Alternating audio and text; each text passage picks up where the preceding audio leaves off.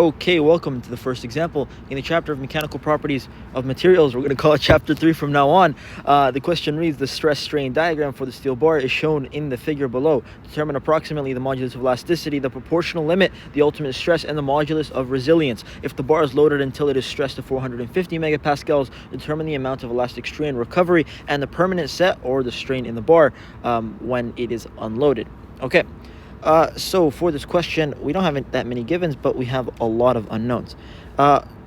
So we can start with givens. So what we're given is almost all the information is within the stress strain diagram. So we're going to say diagram. And we're also given that, because this question asks us for two things. It says find all these properties from the mechan.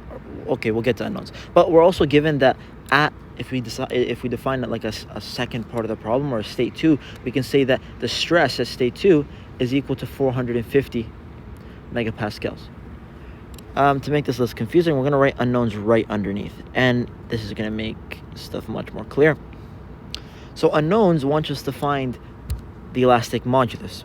It wants us to find the stress at state 1. It wants us to find the ultimate stress, or not the stress at state 1, but the proportional stress, or the yield stress, basically.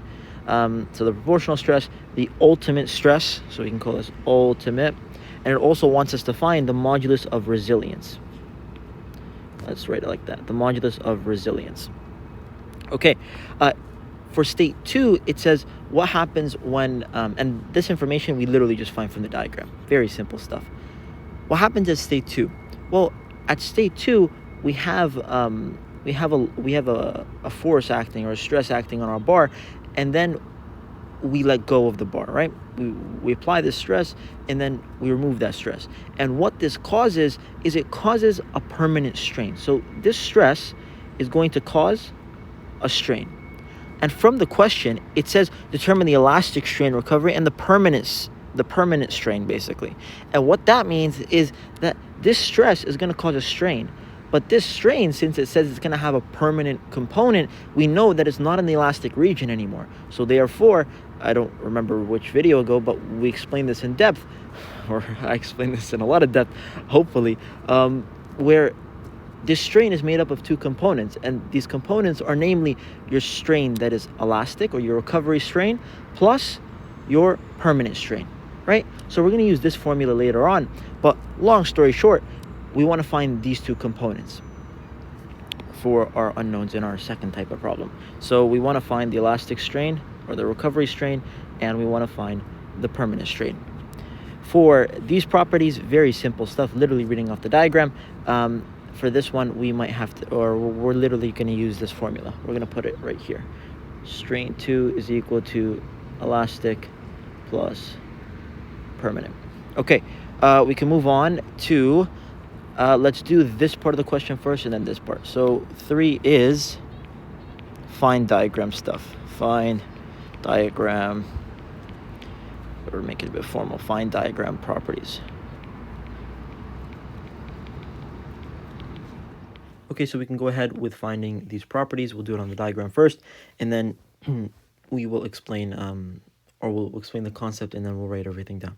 Okay, firstly, it wants us to find the modulus of elasticity. What's the modulus of elasticity? Well, it's simply the slope of the elastic region on a stress-strain diagram, and it's defined by the elastic modulus, or Young's modulus, and since it's the slope, it's just the yield stress over the yield strain. In this case, it looks to be about 325 and 0.0015 on this lower scale. So if you write that down, we'll rewrite it after, but just to make it clear now, this will give you a value of about 217 gigapascals. And that's how you find the elastic modulus. That's one property done. How about the proportional limit? Well, the proportional limit in this case, or the stress at the proportional limit, we will assume to be the exact same thing as the yield stress. Why can we make this assumption?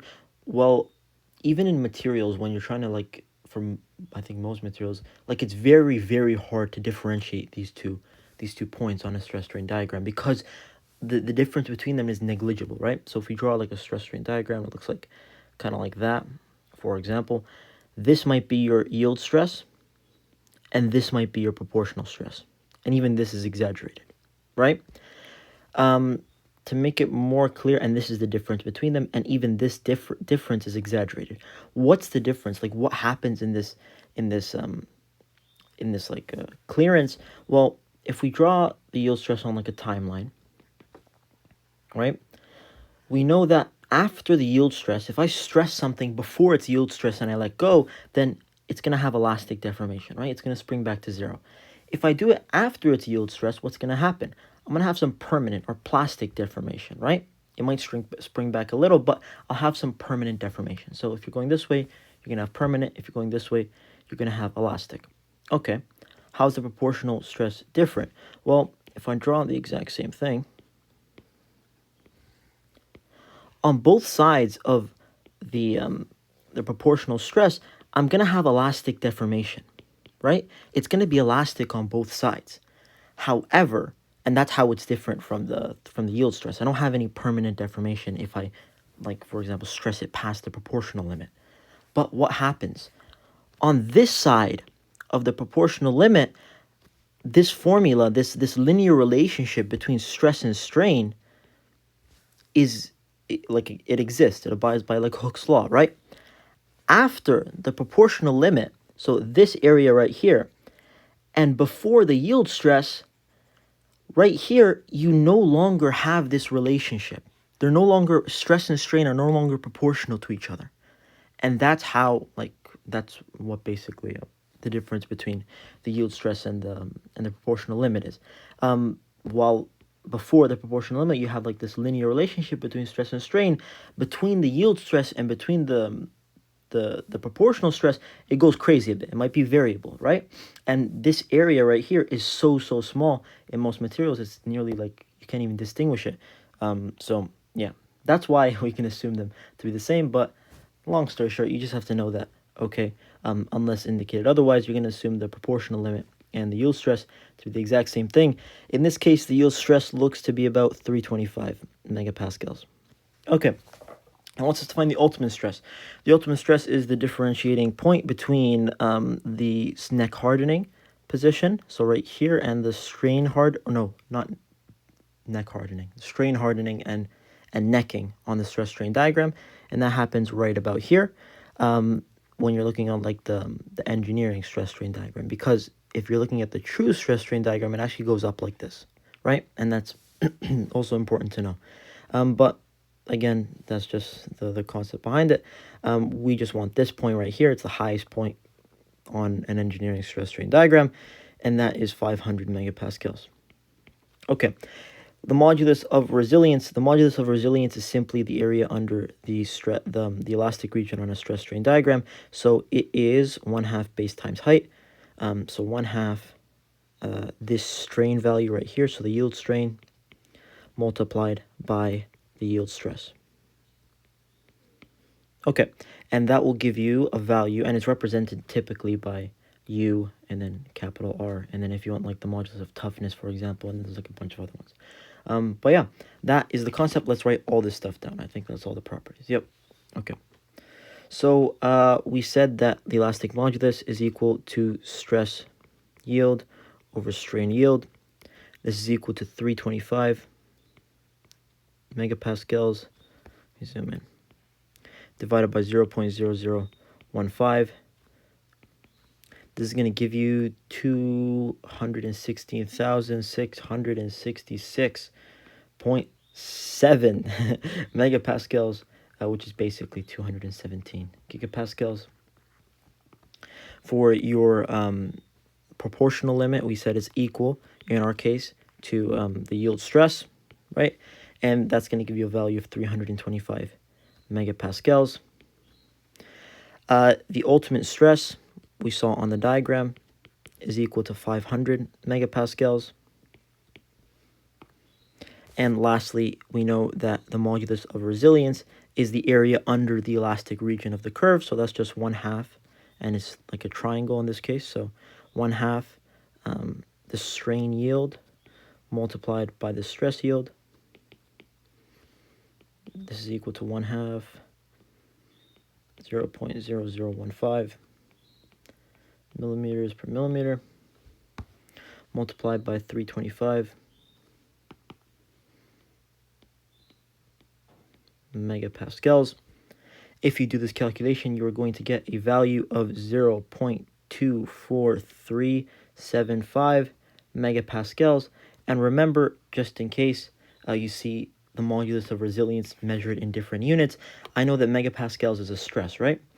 Megapascals is a stress, but it's also written as a force per unit area, right? So I can write this as newtons per millimeter squared. Since I know a Newton times a meter is equal to a joule, right? I can also write stress as an energy per volume squared, right? Or per energy per unit volume, or joules per millimeters cubed, right? So you might also see the modulus of resilience represented in this way specifically, an energy per unit volume. So please take note of that. But that is all we have to do for this first part of the question. Fairly simple, fairly a little bit boring, but we'll get to the second part, which will probably wake us up a bit. Yeah. Okay. So part 4, we want to find the permanent strain. So find permanent strain.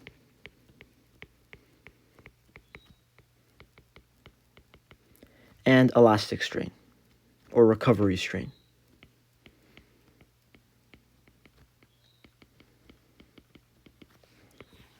Amazing stuff. Okay, so from this formula, we understand that we're going to have, when we apply this stress, right? When we apply this stress 450 megapascals, it's going to cause a strain, right? And this strain is going to be made up of 2 components, the recovery strain plus the permanent strain. Okay, how can I find the strain at, for example, if you define a state 2, can I find the strain at state 2? Well, yeah, I can easily find it because I know 450 megapascals is my stress. I can go to my stress strain diagram and find my strain 2. Okay, this one, check mark, easy. We know how to find it. How about my recovery strain? Well, my recovery strain, since I know the elastic modulus, my recovery strain represents the portion of my strain that is elastic, that will have this sort of spring back, right? So basically, I can use Young's modulus. So the elastic modulus is equal to stress over strain. I can find my recovery strain by saying that stress, which is in this case my stress 2, 450, divided by my elastic modulus, because I'm basically looking at the portion that is elastic, that abides by my my elastic region, right? Okay, this one I can find easily stuff. How about the permanent strain? Do I have a formula? Can I find it from a graph? Well, no, I have a formula. And I can, since I know my strain at state 2 and I know my recovery strain, using this formula, I can find my permanent strain just by rearranging. Okay, so beautiful stuff. We'll write all that lovely stuff down. So I know I can find strain 2 from the diagram. If I zoom in and look for 450 megapascals, so 450 megapascals, it looks like my strain is about, and I'm looking at this upper scale because I'm on the upper scale curve, it looks like my strain is about 0.075 millimeters per millimeter, right? Okay, I have my strain 2. Amazing. So from the diagram, I've determined that my strain 2 is equal to 0.075 millimeters per millimeter at a stress of 450 megapascals. Okay, and remember, we want to use this formula at the end of the day. Okay, number 1 is check. How about my recovery strain? My recovery strain, as we said, we can assume it to be to perform or to act elastically and abide by our elastic region, or Young's modulus. So if we rearrange this formula right here, I can get that my recovery strain is equal to my stress at state 2 divided by my elastic modulus. This is simply equal to 450 megapascals divided by my elastic modulus, so 217 gigapascals. I'm sorry, it's the same, just use this number, but I don't want to waste space. So convert the units. You will get a value of 0.002076923 millimeters per millimeter. Okay, so that's one of our answers. We found the recovery strain, right? This is the portion of the strain when I stress it past its yield stress, this is the portion that will elastically recover. Okay.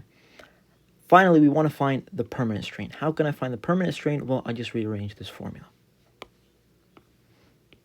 If I rearrange the formula, I will get that my permanent strain is equal to my strain at state 2 minus my recovery strain.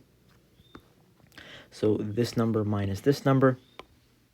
If I do this calculation, I'm going to get that my permanent strain is equal to 0.075 minus 0.0020766923, and that will give me a value of 0.072923. Yep. Let me just check this. Yep. So that is your answer. You found the properties from the diagram, and you found your recovery strain, the portion of your strain that performs elastically, or that like simulates like an elastic. Basically it performs elastically, and your recovery strain basically. And you also found your permanent strain, right? And those are your two answers to this question.